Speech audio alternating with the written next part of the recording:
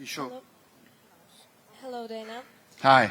I'd like to ask you a question about, on the heavyweight front, you recently set a deadline for Jon Jones to face Tom Aspinall or risk losing the title.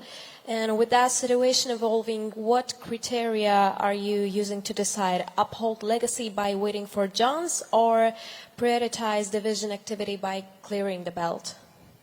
You said the timeline for Jones, 2 weeks to decide what to do with the title, whether it takes the fight or you're going to strip him. What do you think is more important, to keep the belt there so he can uphold his legacy, or we move the heavyweight division, take the title away from him? Jon Jones called us last night and retired. Jon Jones is officially retired. Tom Aspinall is the heavyweight champion of the UFC. Thank you very much. Yeah, you just canceled out my question, but anyway, I don't know if you heard about this, but seems like Francis wants to come back, and he says he changed his mind. Would you be open for him to come back if he really wants to, and then if he says okay to your conditions?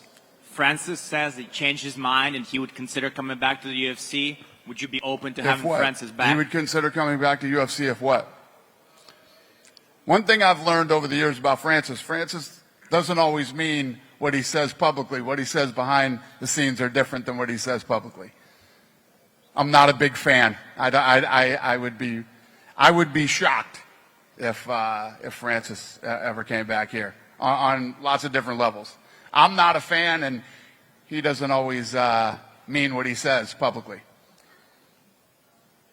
Yeah, with Tom Aspinall being an officially champ, who is the #1 contender right now? Whether it's Volkov? So International Fight Week starts Monday in Las Vegas, and Tom will be in Vegas all week with us. So we'll get together with him and figure out what's next.